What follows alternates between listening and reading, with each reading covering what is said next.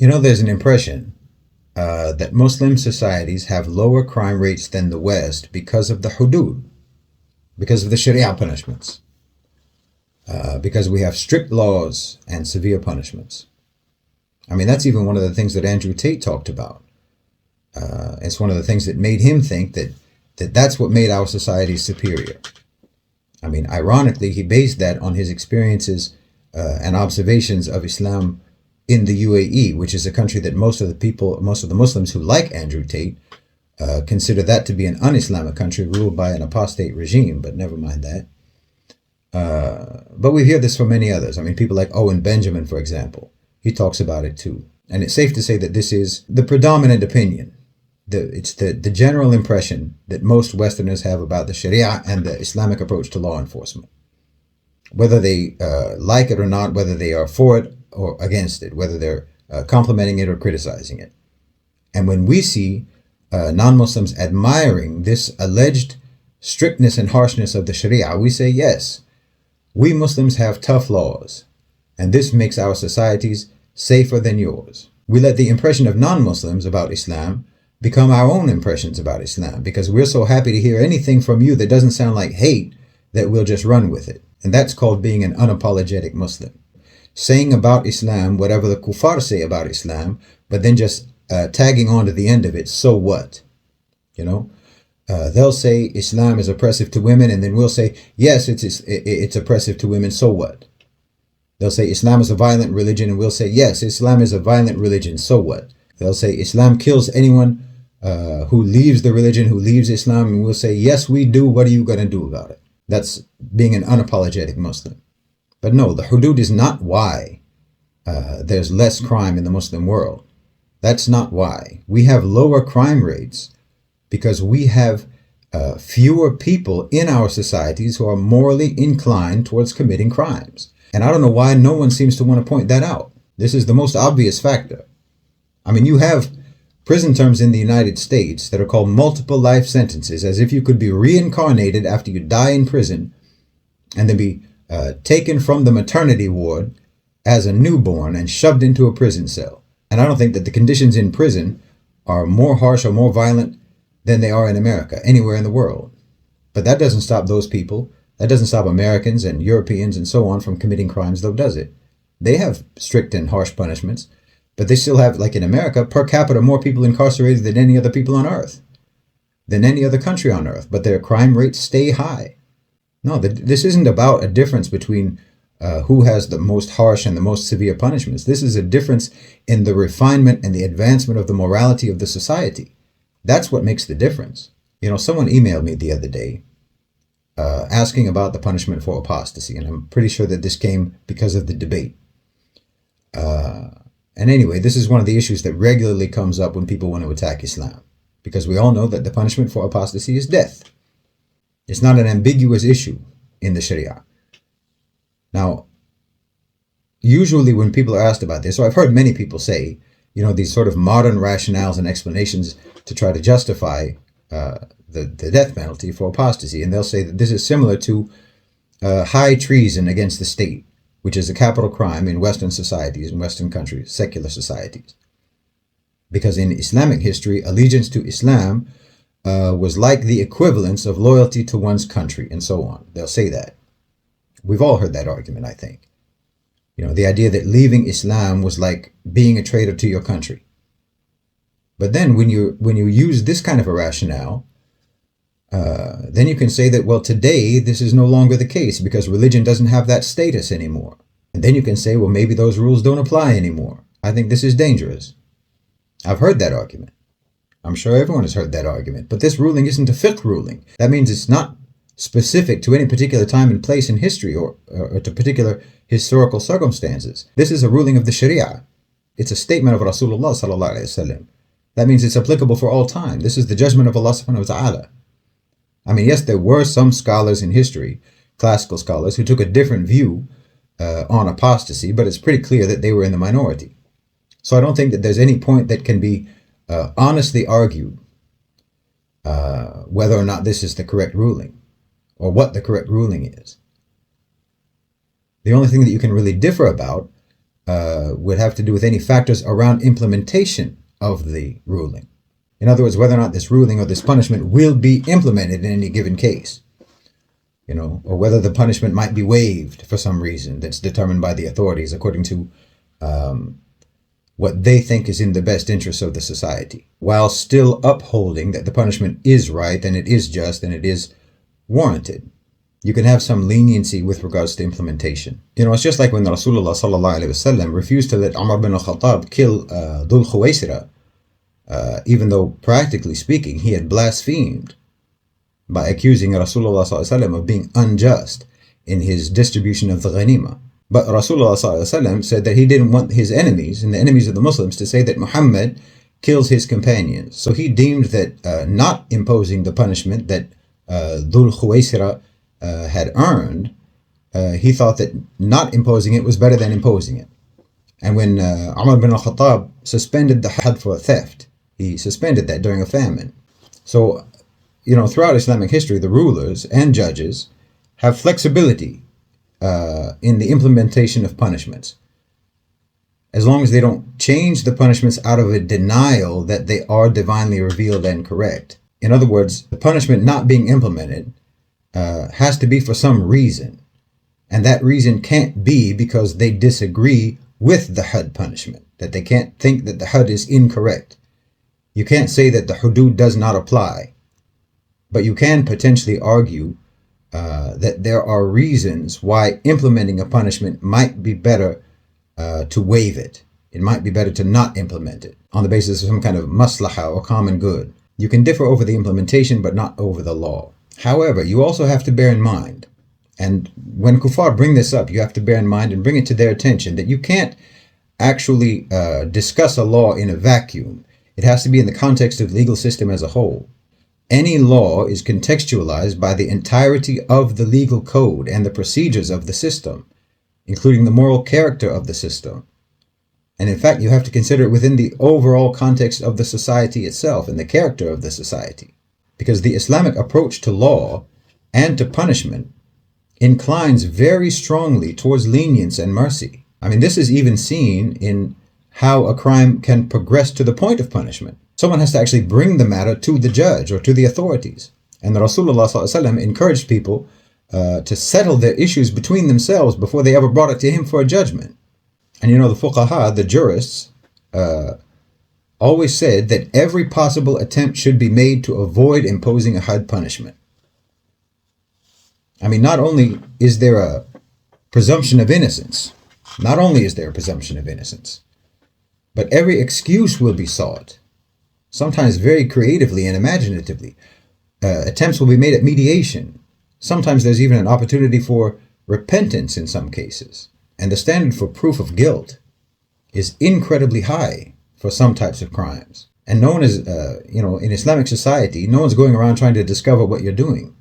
And like I said, someone has to actually bring the matter to the judge. No one's going to find it out. Someone has to, either be a witness or a victim or something like that, and then bring the matter to the authorities. And then the authorities themselves have to decide whether or not to pursue the issue, meaning to investigate it, to prosecute it, and so on. They may or may not do that, and that's up to their discretion. So if someone apostatizes, they would have to generally apostatize quite belligerently in public. They would have to be antagonistic in their apostasy for anyone to be driven to the point of taking that matter to a judge to seek a punishment for that person. Because honestly, most people don't care. Most people don't care what you do. And most people who leave Islam, especially in the Muslim world, those are already people who are known by the people around them to be unstable individuals, or to be corrupt, or to be, uneducated in the religion, which is always the case, or unpracticing and so on. They're already most likely the kind of people that no one really bothers with in the first place. So it's highly unlikely that any of these people would ever be reported to the authorities, like I said, unless they're being antagonistic and they're trying to create justifications for being granted asylum in the West. And that's the truth of why most of these career ex-Muslims say that their lives were in danger in the Muslim world, precisely because they wanted to go to the West and become career ex-Muslims. And in order to do that, they had to tell the U.S. Embassy that they were in danger. I mean, let's be honest. Apostates in the Muslim world, if they face any threats, which is mostly fiction, but if they face any threats or danger, it's most likely going to be from their own families who are upset about what they're doing. You know, almost none of these people are being prosecuted by the state for their apostasy. And almost no one who is prosecuted by the state ever gets executed. I can't think of a single example where that actually happened. I mean, I saw that Moroccan Murtid on the Patrick Bet David podcast talking about his life being in danger in Morocco, while Morocco doesn't even have apostasy laws or blasphemy laws. That man wasn't under any sort of threat. Now, you might get jumped by people who know you, people in your neighborhood, people who are angry at you for what you're doing. But again, that's almost always going to be because the person who is apostatizing is being belligerent about it. They're being obnoxious about how they're leaving Islam and how Islam is bad and so on. They're being obnoxious about it. And that's why they're having a problem with people who know them. And of course, the only people, you know, who ever do claim that they face threats for leaving Islam are the career ex-Muslims, who are among the most obnoxious people that you'll ever see. So that kind of confirms it. I mean, you have to admit, it's a bit conspicuously contradictory that you have all these people making a career out of being apostates while continuously claiming that apostates all get killed. Now, if someone has a problem with the punishment because they think it's too harsh, even in theory, because in practice, as I said, there's a lot of other factors that would have to be there for someone to actually have the punishment imposed upon them. But if you think just even in theory that the punishment is too harsh, then that's a subjective value judgment that is informed by a value system other than Islam. And you should try to evaluate the actual worth and consistency and the soundness and the practical utility of that alternative value system, because I guarantee it is a chaotic, self-contradictory, and arbitrary value system. And I guarantee that it condones a great deal of evil.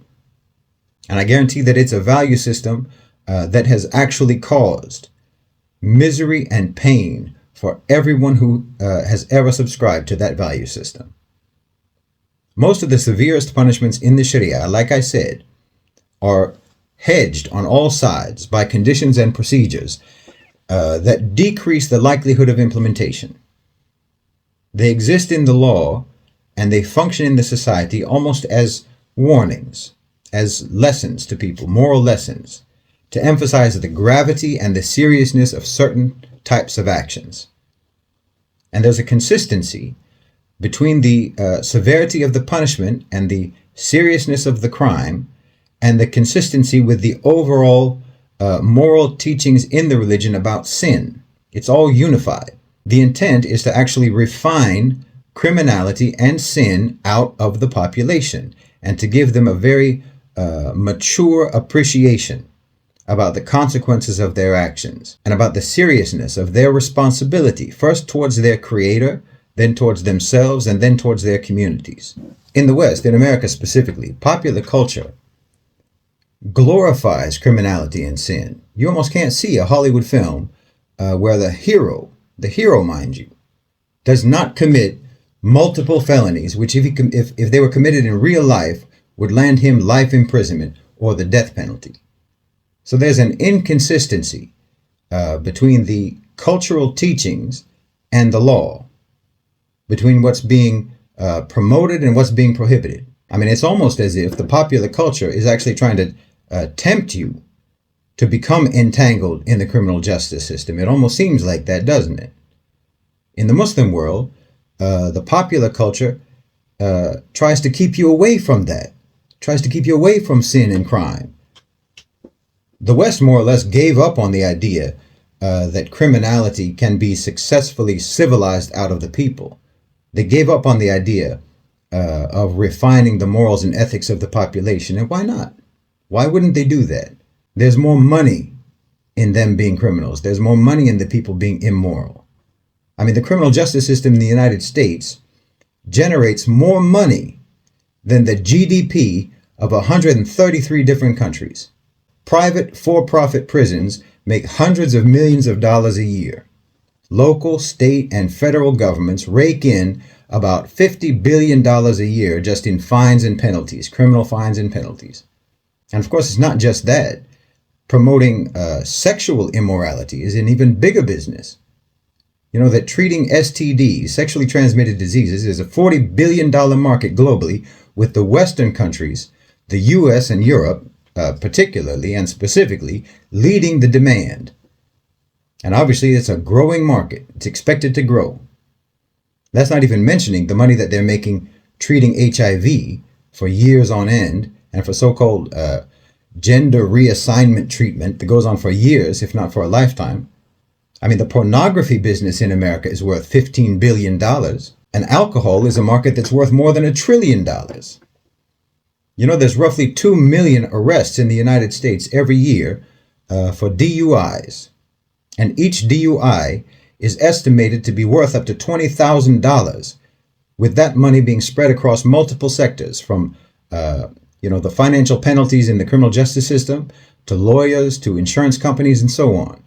Not to mention the medical bills for all the people who get injured, and for the funeral expenses for like more than 10,000 people every year who die in drunk driving crashes. So yeah, of course, Western society is not interested in their people being civilized, being moral, having some kind of moral discipline and self-control.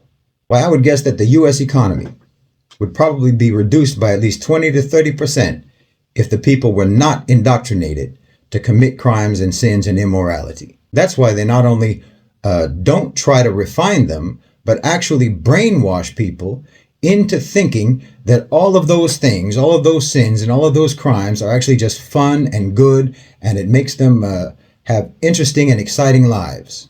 You know, it makes them think that it's them being free and independent and individualistic and all that. Makes them think that they're in a movie, when actually they're all just being sold into hell. Hell on earth and hell in the hereafter.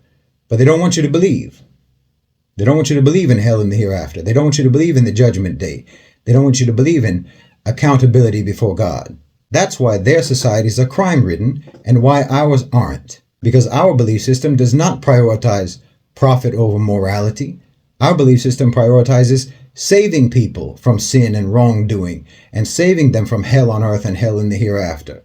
We want people to be good and to lead good lives. We want the people to treat sins like the crimes they are, so that they'll be afraid of committing them. Not just afraid of the punishment if they get caught. I mean, in Islam, you have to understand, in Islam, we believe that if you do commit a crime and you do suffer the punishment for that crime, if you get the Hud punishment for that crime, then you're cleared of it in the hereafter. And if you think that the Hud punishments are severe, well, we're more afraid of the punishment in the next life than we are afraid of the punishments in this life. And this is what helps to keep us on the right track. And now you might start to understand why we do take apostasy so seriously. Because look at what it's done to the West. Look at what it's done to Western society by not taking religion seriously. And no, it doesn't matter if you leave Islam for atheism, or you leave Islam for Christianity or some other religion. Atheism and all those other religions are what you have in the West and what you've always had in the West. And none of that prevented you from turning into what your societies are now. Those belief systems are not a protection against chaos and evil. And we take chaos and evil seriously. You'd better believe we take that seriously. And if you don't take that seriously, you're a fool. And you must hate the human race itself. The value system that thinks that the Islamic position on apostasy is harsh is a value system that feels nothing whatsoever about causing the deaths of tens of thousands of people every year in their own societies, locking up millions of people and watching tens of millions of people ruin their lives. And on top of all that, they find nothing wrong with letting all that happen and making money off of it. That's a vicious value system. That's a ruthless value system. It's an inhuman value system. And they're going to pretend that the Sharia is harsh, and that the only reason that Muslims aren't as bad as they are is because we're scared of the Hud punishments? I mean, look, that's just how incomprehensible it is to you that people can actually just be good because they know it's better for themselves and better for their society than being bad. That's how incomprehensible it has become to you. If you think that the ruling on apostasy is harsh, then you just don't take God seriously. You just don't take morality seriously. You don't take right and wrong seriously. And you don't take the truth seriously. And you aren't civilized. And that's exactly why we do take it seriously. So we don't end up like you.